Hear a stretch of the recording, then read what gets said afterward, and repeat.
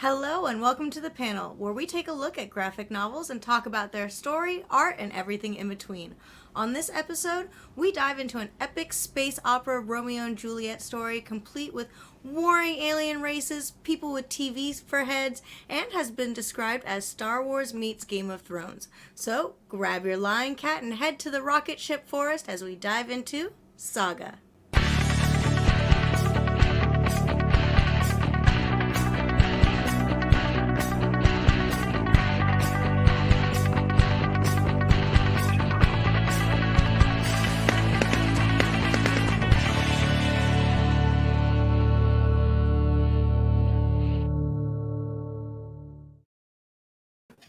Joining me today, we have the talented cosplayer and Magic the Gathering enthusiast, Lua Stardust. Hey, how's it going? And we also have the Duchess of Free Comic Book Day, Ashton Greenwood. Hey, howdy, hey. What's up, guys? Hey, how's everyone's 2022 going so far? We're like 3 weeks in? You know, it's 2022. We're here. We're present and accounted for.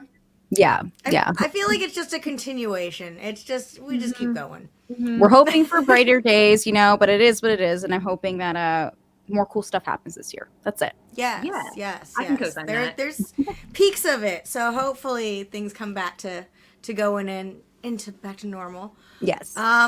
So it's really cool. Hey, we have Cherokee Metal saying sweet. And they call me Lies. L. Lie. Heck yeah. And then Brian Spencer saying, hello, ladies. Hey, Brian. Hi, everyone. All right. So what's great on today's show is we have someone who is super, super into Saga, Lua. She was showing off her tattoo earlier, and her love of Saga. And then we have me, who's, read it, but it's been a while. And then Ashton, who is new into it, and we are bringing her in. Yes. So this is going to be a fun show. And let's go ahead and get into some of the background of the book. So the first issue of Saga was published in March of 2012 and became an instant success, with collected editions actually outselling some of Image Comics' most successful titles, including The Walking Dead. It's also garnered numerous awards, including 12 Eisners, 17 Harvey Awards, and that's only between 2013 and 2017. So this has been one of those ones that everyone was talking about for years. Going into this, whether it's your first time or kind of rereading it, what were your thoughts reading it this time? Let's start with Lua. Okay, so first off, you said Eisner Awards and all these fantastic things, right? I think it's kind of an accomplishment when a comic literally starts off with, am I shitting? It feels like I'm shitting. And they are coming up with awards like that. Like, I don't think many comics can get away with that. I've read through the whole series. I have every issue except like 1 and 4. I collect all of the merchandise, everything from it. And this was one of the first comics I've ever read. I grew up with traditional things, like everybody knows Batman, everybody knows Superman, but this was the first like independent comic that I came across. And the art we'll get into later, I'm sure, is absolutely amazing.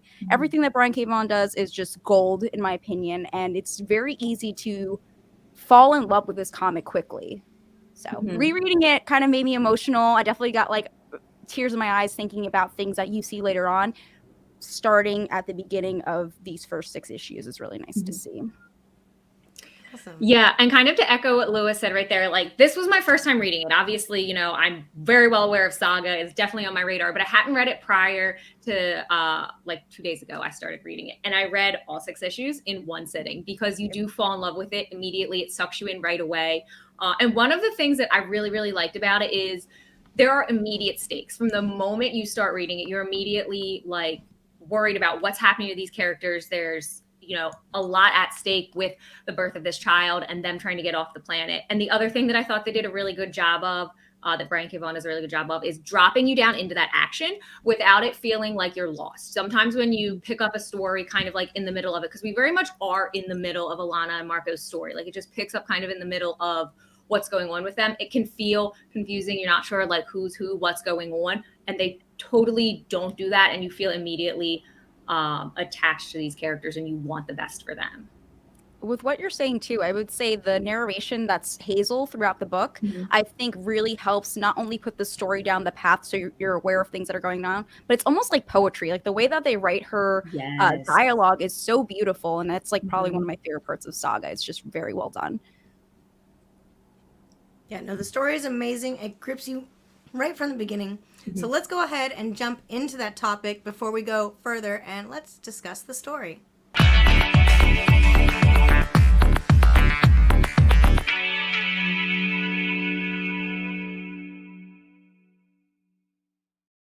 Brian K. Vaughan is a well-known name in comic writing, having written some of the most popular series, including Y the Last Man, Runaways, Paper Girls, and Ex Machina.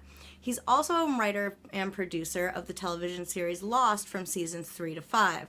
While he initially conceived Saga in his childhood, it wasn't until he became a parent that the theme came to him, and he said, I wanted to write about parenthood, but I wanted to Trojan horse it inside some sort of interesting genre story to explore the overlap between artistic creation and the creation of child.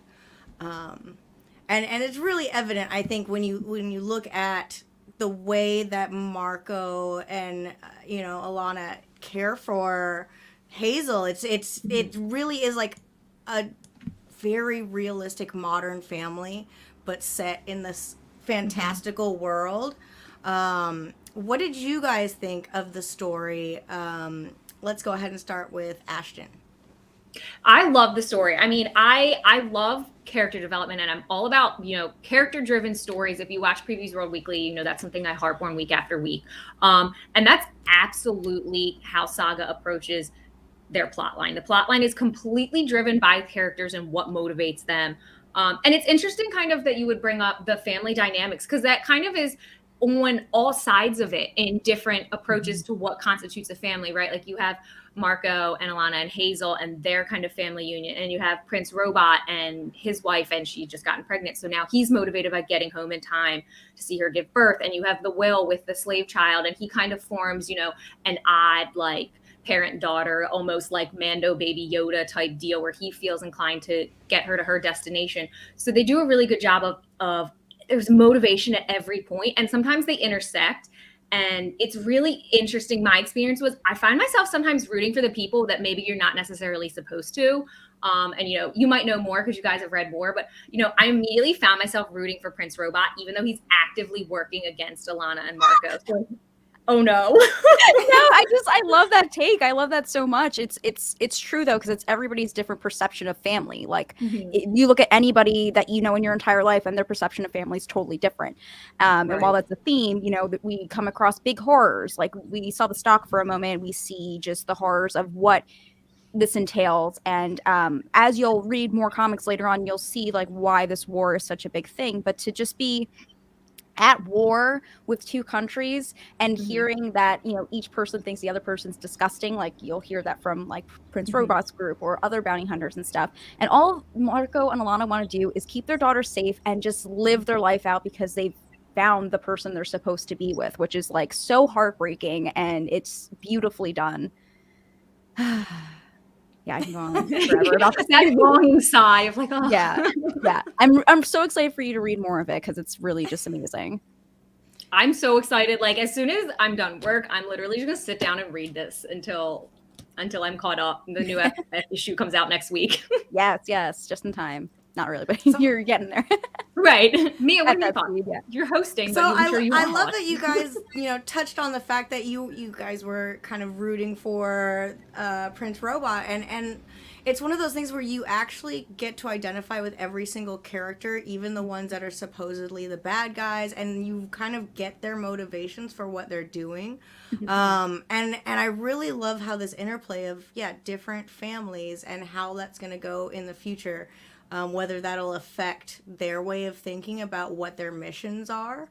I'm not too sure. It'll be kind of interesting. I'm not going to say anything.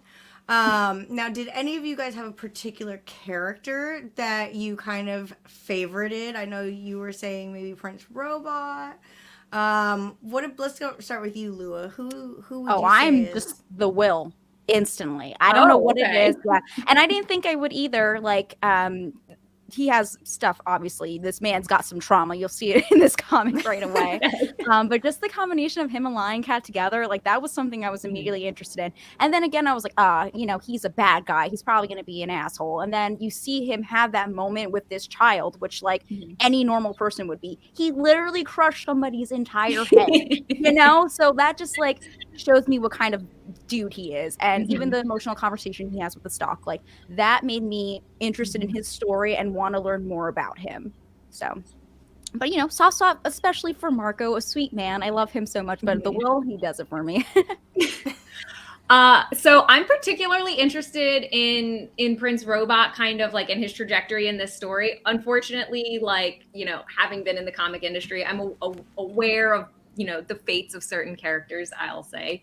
But I'm interested to see kind of where he heads long term over, you know, the different story arcs. But in terms of these first 6 issues, I really liked Isabel. I thought she immediately like packs an emotional punch. From the moment you miss her and she's missing her entire lower half, you're immediately like, oh my God, what happened to this child? And then as she kind of tells you what becomes of all of the natives on Cleve and what was her fate, it just, you can't help but feel, I don't know, some sort of like emotional gut punch, and like you have a connection to her, you wanted more for her.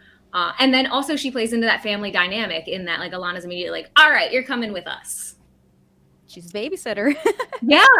Yeah. I do think it's interesting, that whole part of her like soul bounding to her to leave. I thought that was a really cool concept for a character like this. Yeah. Let's see. Ubaldo says, wow, just starting and need to get a copy already. Yes, it's such a good comment. It really grips you in. Now, what did you guys think of the writing style, especially the way that there's kind of this storytelling point that from a character that is an infant. So what did you guys think of how the story was written? I know, you know, Johnny was having to bleep out a lot. There's a lot we had to cover up. What did you guys think, Ashton?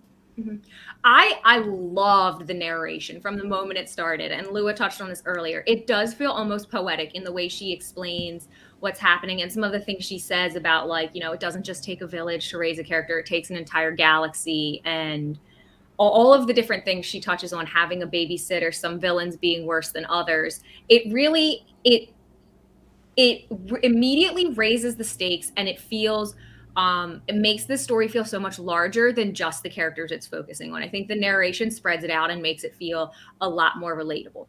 In terms of the actual dialogue, like, yeah, there's definitely colorful language, but I think it's realistic in that. Like, if you're an adult and you're at war and your countries are warring and you're sent off on a mission to find these 2 runaways, or you are the 2 runaways, like, it is going to be very gritty, very colorful, very foul. That's just how it is. And I thought, you know, not shying away from that and leaning into it and amplifying it just, I don't know, makes the story that much better.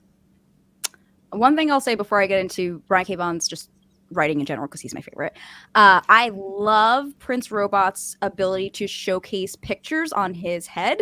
And so the way that goes into writing, that like almost helps that perfectly. That's one of my favorite things. But in general, I just really like his writing, and I do agree with what you're saying. It's very raw, it's very honest, and it's very much how I would expect somebody to react in this situation. They are just like a dream team, man. They work so well together, so I'm very happy about it overall. Yeah, I'm very Did you have a favorite moment in the story? Lua. I would say it's hard, right? Because I'm very emotional about it. I'm a very like emotional person in comics in general. I think the 4th issue, the whole like sextillion stuff, that was kind of like, for me, I was hooked on the first issues because I bought the trade. That was like the first thing I ever read. So I was hooked on the first couple issues. But once I got to issue 4 and I saw again like the Will storyline and then everything kind of going on in the background with all of our 3 main characters essentially, right? It's like Prince Robot, the Will, and then, you know, Marco and Alana, so the 4 of them. Really getting to see a little bit deeper into like what they're doing. And then also, again, I love the Will. So having that moment, I know we can't show that as much, it's kind of graphic, but there's a lot of like important stuff I think that happens in that issue to set it off for future stuff. So that's a really good one in my opinion. Yeah, and to that point, before I answer it, I think like having read it for the first time through, it's such an important issue that gives him that background story, because when you first meet him as a bounty hunter, like you immediately think the worst of him, you're immediately kind of against him, and then that sets him up to be almost a good guy. I almost want to say. So I think I like that juxtaposition.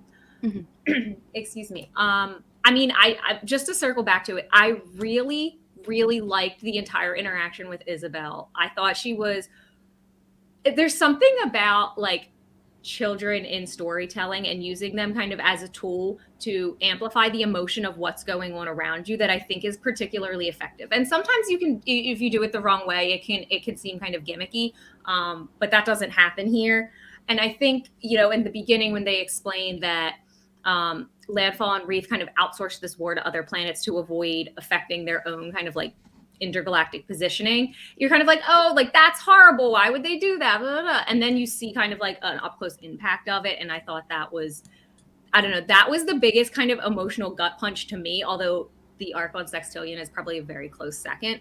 And part of her being the oldest of 7 felt very personal to me. Like me and my brother are very, very close. So I don't know. Anytime there's a kid with siblings, I immediately feel that on a personal level. And it feels like there's more stakes for me. So I felt like she was a very important character. Oh, I love that. What about you, Mia? Honestly, it would have to be the moment with the little Mhm. girl, because again, yeah, you look at him in the beginning and he's just like this ruthless bounty hunter, and you hate him instantly because you're like, oh, he's going after Marco and Alana. But then you see this moment where he's like saving this girl and willing to try and sacrifice what he can in order to get her out of that position. And I love how you made the comment about like how he's the Mando and that's his baby girl. He's willing to even call the stock and be like, can you help me with this? Like, I need Yeah. to see, which is like, you see him earlier hanging up on her and like not wanting to have a conversation. So he's willing to do this for a child that he doesn't even know to, go to this extreme. And I just think that says a lot about someone's character. Exactly. So I think that for me was like that moment where Yeah. I was like, oh man, okay, I feel like I'm gonna end up liking this guy, and I already feel conflicted. So, yeah, and it's just a powerful scene, especially with the Yes. imagery. And so let's go ahead and actually get into the imagery because, like you said, Brian K. Vaughan, Fiona Staples are an amazing team. And so let's go ahead and get into the artwork of Fiona.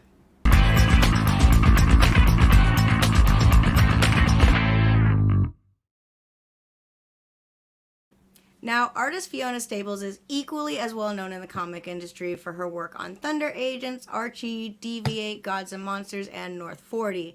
Like Vaughn, she's also won a number of Eisners and Harvey Awards for her work in comics. And Staples is co-owner of Saga and designed the cast, the ships, and the alien races in the story. And I think as we get into this, I think the first one we need to talk about, because we were talking about it before the show, is what I'm going to call the M&M people. I want to know, like, what was the thought process behind the M&M people? They're horrifying. I think she just like has nightmares and is like, yep, this is going into Saga because this is mine. So odd. Yeah, very bizarre. She's come up with some incredible characters for this. What do you guys think about the art overall in Saga? Let's start with Ashton. The art is absolutely beautiful. It's incredibly dynamic, and it really gives you, it gives you a really good idea of what exactly is going on there and how war torn this planet is. I'm glad Johnny brings this up because I was actually about to talk about this exact scene. This scene felt like a gut punch as soon as I saw it. One, not only because our heroes desperately need that bridge to be there, and it's just not. And two, that the war is this big. Like, it gives you a great idea of the scale of this in a very visual manner. And then the other thing that I think is really, really beautiful when they finally make it to the rocket ship forest, and Isabel is like, oh, we have saplings. And they show you what this rocket ship looks like. And it's just a beautiful spread. Both pages absolutely beautiful. And she does a really good job of capturing the scale of things in terms of like the war itself, and also of these planets and these races and how vibrant and dynamic they are. That's a hard one to follow up. You just said so many amazing things. We have Patrick saying, "Love those war tortoises." Yeah, Mm-hmm. that scene was just. You have a mom and dad just trying to get their kid through basically the Lord of the Rings like epic Right. battles towards the end, like like this is the end battle, and they're just like just these like side characters that like no one's noticing, and they're just trying to get around it and continue not being noticed. It's just the depth of seeing that was just kind of crazy. Yeah, I would also just the color. The color of this is just absolutely incredible. Like I of course amazing artistry, everything is beautiful. They accompany each other so well, but the coloring and everything is just stunning, and I think that's probably one of my favorite parts of it. For sure. Now, did you have a moment where the art really stuck out to you? I also love the ship. Like going into the ship and that whole thing was just really visually beautiful to see. I think that was one that hit me. That right there, I was like, I wish my house looked like that. Like, I want my foyer to Right. kind of look like that. Also, it was so brilliant. Like, this is one of those things where, like, because it's sci-fi and like a lot of the things in the story don't exist, it's so easy to be like, that's weird. But also, there's moments where they say things and you're like, that makes perfect sense. Like when Marco's like, of course the ship's made out of wood because it can't be detected by other ships. First of all, that makes no sense. But at the same time, of course, that makes perfect sense. Why wouldn't it be made out of wood? Yeah, there's a lot of that. There is a lot of that. That's a good thing about like having the option of being in space, right? Because nobody knows what the hell's out there. So you could just make it any sort of plane, any sort of interpretation you want because you're not limited, which is a really Right. wonderful thing for them. Absolutely. What really stuck out with me was the use of the full pages to really have like this dramatic effect, not only with like the inside of the ship, but at the end with like the reveal of the grandparents. It's just such a like cliffhanger image of like dun dun dun, and then you have to wait for like the next issue to come out. And that was one of the things I think that they did really well was this combination of the like storyline cliffhangers along with the imagery, where it was just like you saw that and you're like, okay, where's the next issue? I need it like right now. Yeah. Every single time. Mm-hmm. One of my favorite pieces of art in here was like when they're trying to get to the rocket ship to leave and the like scout ship of Landfallen shows up and they're like, we're gonna fight. Marco's like, we're gonna fight. First of all, I was like, whoa, we're gonna fight? Okay. But that entire sequence of him fighting them off single-handedly is insane. And the art, the way it just like goes through the sequences of it, and every panel is just like a different look at him taking down this group of a dozen plus people by himself. She does such a good job of capturing how dynamic that would be and how much movement that would be. Especially for someone who didn't want to fight in the first place, you know? Right. Yeah. And him coming back to the realization of what he did, you know, it's just really beautifully done. Right. There's that grittiness to it, you know, like you just it's kind of interesting that you have that gritty artwork and it works for like the very soft images, but then it also like when it's used for like the violent scenes, you're just like it really dramatically shows a lot of the action. And for me, I just think that it works so well together. Like the colorings, like you were saying, I love this. I just have to check the book and make sure that there's nothing. But I love the usage of colors and in these different types of lands that they're in, and the smart usage of it. I don't know. And then her character designs, I think, are amazing. The fact that she designed all these characters. Do you guys have like a non-human-esque species that's your favorite? Like I'm in particular, I love Lion Cat. I love the way that he's like this. I don't know, what would you call? What are those cats from? Sphinx cats? Yes, the Sphinx Like the cats. hairless ones, yeah. Mm-hmm. And he's just a giant version of that, and I think he would probably rip your face off in a second, but at the same time, he's probably my favorite creature that she created. What about you guys? Ashton, I do you have- loved the stalk. I thought she was great because she is at the same time incredibly beautiful and very interesting to look at, and also terrifying. And striking that balance at the first to all at once be like, wow, she's fascinating to look at, and ooh, she's gross to look at, is so masterful. I'm also very biased. I love Lion Cat. I have like every piece of merchandise for Lion Cat, and I have a little baby version of it on my leg.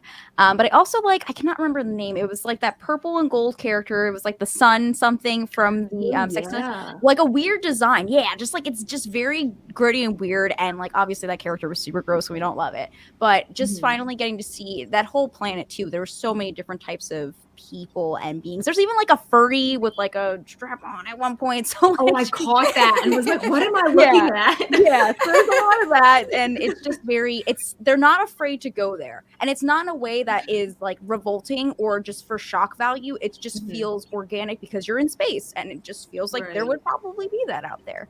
So I mean, you're on a sex planet, you know, that's just what happens. Why not?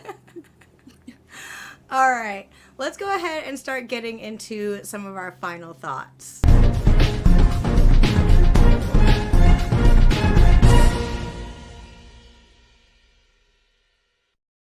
All right, let's start with Ashton. Since you were a little bit newer to this series and reading it, what are your final thoughts now that you've read through the first 6 issues? Oh my God, I'm going to kill the rest of this book in the next couple days. Like, it is honestly one of those things that it sinks its teeth into you, and that's it. Like, you need to know what happens next. And like Mia said, almost every issue ends on a cliffhanger. So why would you stop? You need to know what happens next. So my final thought is, I can't wait to figure out what happens next, and I will definitely be binging this.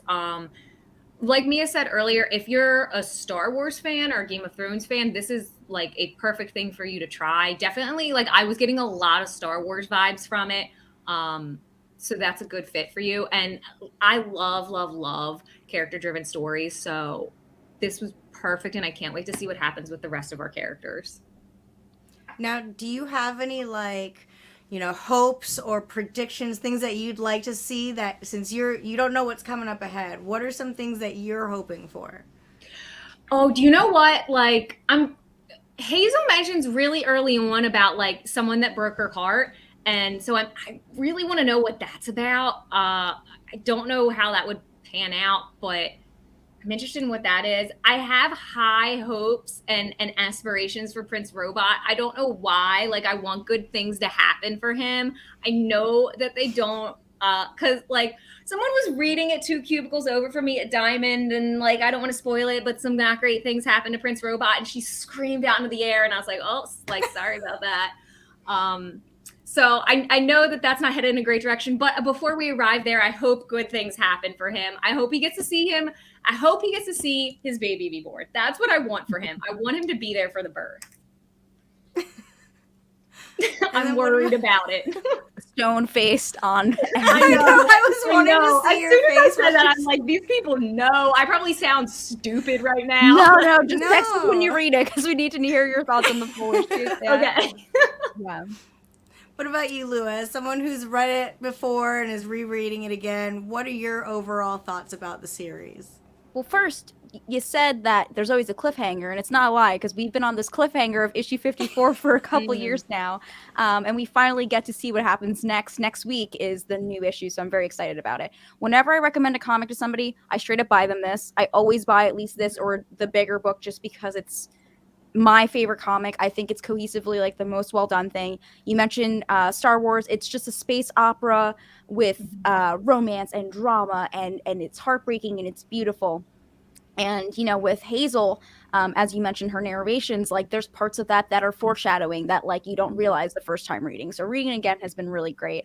I am just a big fan of Brian. I think he is absolutely talented. Fiona Staples is amazing as well. And again, for somebody who now solely reads like independent publishers, a lot of Image Comics, you know, things like that, just because, you know, not to be like mainstream comics isn't my thing, but this is what got me into those things. This is what got me into Image Comics. Like, this was my introduction to a whole world. And like, without Saga, I don't know, man. I don't know if I would be into comics this deeply. So if you're not into comics as much, like these types of things, please give this a shot. It is absolutely incredible. And I promise you, you will find something to like about this. It's very good. Mm-hmm. Very, So are you saying like it really holds up after like rereading it again? Oh yeah, absolutely. Girl, I was like crying. I was literally like reading it for like yeah, for no reason. And it's like, you know, like you mentioned Prince Robot, which, you know, sorry, I'm talking again. But like that, he's just a dude who wants to raise his family. He's like, I already I did my war already. I don't want to do this anymore. And he has to go back in and do. And that's like heartbreaking. Seeing two parents who care so passionately about their child and just want to give her the best and are fighting for their lives every moment. Like, that's heartbreaking. The Will, like everybody, it's just like very raw, which we discussed earlier. So it's very good and it holds up absolutely. And I think we had a comment. Ubaldo saying, completely sold, comic book store visit today. Yes! Great. Another one. Yay. Let's see. Does anyone have any other suggested reading for him when he goes, or for anyone else when they go to the store? Lua, what you said that you had a lot that you would suggest. Yes, if you're not picking this up, then go pick it up. But if you like this, then you'll probably like other stuff by Brian K. Vaughan. So Paper Girls is really fantastic. Why the Last Man is absolutely incredible. It was one I read as soon as I picked this up. I was like, I'm going to find other stuff by him. I would suggest Sex Criminals if you want more degenerates doing just doing crazy things. More degenerates. Yeah, more degenerates doing crazy stuff. That is a really great one. And Die from Image also just finished, and that is basically like D&D Jumanji. They go to play D&D and get virtually sucked into the game and then have to go back years later to retrieve their friend that's missing. So if you like anything that's a already finished series, I think there's 20 issues because it's supposed to be like the D20. I would highly suggest that. That's like my top with Saga. So nice. What about you, Ashton? Yeah, in terms of like Brian K. Vaughan recommendations, definitely Barrier. It's a little 5-issue, maybe 6-issue miniseries, and it's a really cool kind of subversive look at what it means to be alien or what it means to be foreign, and he kind of explores it through like conflict at the US-Mexico border, and then takes it out into space to kind of like blow out that definition of alien and really hammer home that point. So I totally recommend that. His themes and his ability to kind of hint at things and foreshadow is really great. I just wrote that down. I didn't even read that. It looks so good. And I'm going to chime in with Lua's Sex Criminals. Yeah, definitely kind of has that same vibe a little bit where it's that like a little more adult raunchy, but crazy story-wise, degenerates abound. But it's a fun, crazy storyline. So yeah, if you like this, I will say Sex Criminals. And so I think that brings us to the close of the show. This is going to be my reminder to everyone to go pick up Saga at your local comic book shop. And if you don't know where that is, head on over to comicshoplocator.com and you can find your local shop by plugging in your zip code. And before we go, let's see, does anyone have any news? I know, Ashton, Free Comic Book Day. What do you have news-wise for us? Okay, so yesterday we just announced our commemorative artist for Free Comic Book Day, which is Tyler Kirkham. He's designed our shirt for us. He made this insane, like, robot sci-fi situations you can get on a shirt if you want to wear it on your body. If you want to use it as a decoration, it'll also be available as a poster. But in general, if you want to check out more comic books, maybe you want to try a bunch of different things, try your hand, see what books work for you. Free Comic Book Day is a great way to do that because you can pick up the titles totally for free. It's 46 titles for you to choose from. You can head to freecomicbookday.com and see that list, get yourself all excited and all that jazz. And there's a store locator there as well to find a shop near you where you can get those books. And that will be happening on May 7th. That was like the longest sales pitch ever. It's a good one. I'm excited though. All right. What about you, Lua? Where can people find you and what do you have going on in the works? I do a lot of magic stuff, like Mia said. I'm doing a 12-hour stream on Saturday if you want to come hang out with me. I mentioned earlier Fiona Staples does some magic cards, so I have some of hers that you'll probably see there. And if you want to find me on any social media, it's just luastardust.com. And I'm also on campcryptidpodcast.com, which is my podcast about true crime and little spooky stuff like that. So you can check me out there as well. That's so cool. Super cool. I love it. Camp Cryptid. Very you. exciting. I want to say thank you guys for joining me. It's been really fun having you guys on the show. And for those of you joining us, if you have a graphic novel that you'd like us to talk about, leave a comment below and your choice could be picked for a future episode. This is your reminder also to follow us on Previews World on Facebook, Twitter, YouTube, Twitch, basically all of the social medias. And just letting you know that heroes are a dime a dozen, but comic fans are priceless, and we'll see you next time.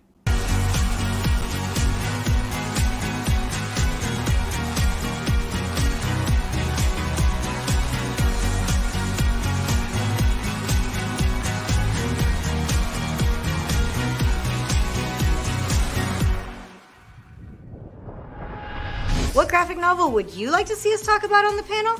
Let us know in the comments and your submission could be picked for a future episode.